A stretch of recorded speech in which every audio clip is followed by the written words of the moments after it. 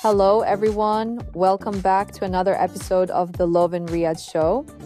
Today is April 23rd, and today's episode is a mix of two stories that feel completely different, but both are kind of about timing. One is about a moment that could happen in the future, and the other is about making things smoother right now.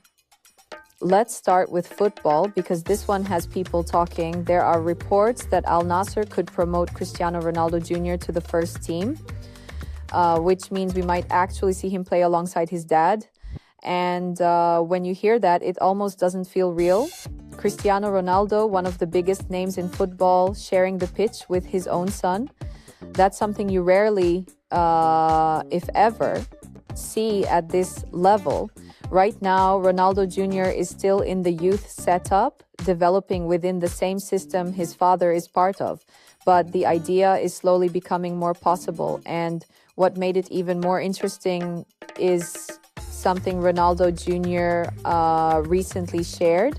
He said his father told him he's willing to keep playing for a few more years just so they can eventually play together. Not just for Al Nassr HE, but maybe even for Portugal. And when you think about that, Ronaldo is already in his 40s.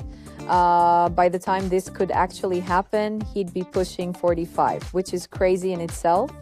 But at the same time, it's Ronaldo. He's built his entire career on doing things people thought were impossible. So even though it's still just a possibility, people are watching this closely. Because if it happens, it won't just be a football moment, it'll be history. Now, from a future what if to something that's already changing things in a big way. Let's talk about the Makkah route initiative. And honestly, this one is all about making life easier. Because if you've ever traveled during Hajj season, you know how intense it can be. The crowds, the waiting, the long airport processes. Now imagine all of that just handled before you even leave your country. That's exactly what this initiative does. Pilgrims complete everything in advance, passports, visas, even luggage tagging. So by the time they land in Saudi, they don't wait in lines. They don't go through the usual airport process. They just move straight to buses that take them to their accommodation. Simple, smooth, no stress. And this isn't something new. The initiative is now in its 8th year. It's already helped over 1.25 million pilgrims, and it's currently active in 10 countries, which is huge because we're talking about one of the largest gatherings in the world. And something like this doesn't just save time, it changes the entire experience.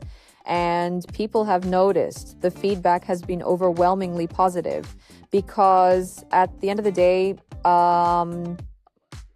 it's not just about efficiency. It's about making the journey easier, calmer, and more focused on what really matters.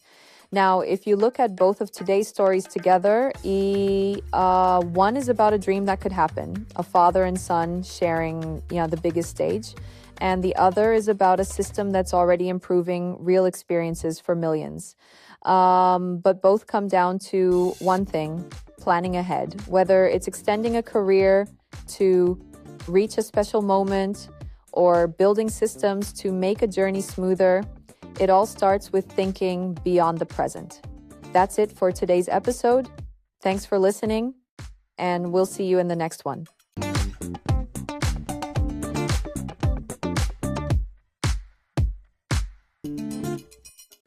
Thank you for tuning into the Love in Riyadh podcast as part of the Augustus Media Podcast Network. Please hit that subscribe button wherever you get your podcast from.